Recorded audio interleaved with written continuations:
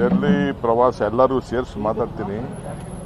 ಡೆಲ್ಲಿ ಪ್ರವಾಸ ಭಾಳ ಚೆನ್ನಾಗಿ ನಾನು ಮುಖ್ಯಮಂತ್ರಿಗಳಿಬ್ಬರು ಸೇರಿ CR ಪಾಟೀಲ್ರ ಭೇಟಿ ಮಾಡಿ ನಮ್ಮ ಏನು ಸಮಸ್ಯೆ ಬಗೆಹರಿಸಿದೆ ಅಂತ ಹೇಳಿದ್ದೇವೆ.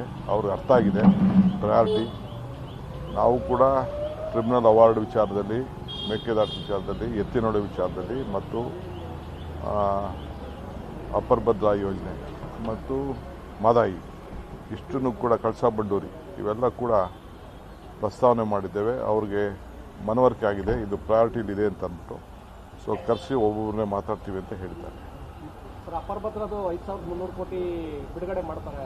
ಅದಕ್ಕೆ ಹೇಳಿದ್ದೀವಿ, ಅವರೇನೋ ಕ್ಯಾಬಿನೆಟ್ ಕಳಿಸಿದ್ದೀವಿ ಅಂತ ಹೇಳ್ತಾ ಇದ್ದಾರೆ. ನಾವು ಎಷ್ಟು ಖರ್ಚು ಮಾಡಿದ್ವಿ, ಇನ್ನು ಎಷ್ಟು ಅವ್ರು ಕೊಡಬೇಕು ಅನ್ನೋದು ಕೂಡ ಎಲ್ಲ ತಿಳಿಸಿದ್ವಿ.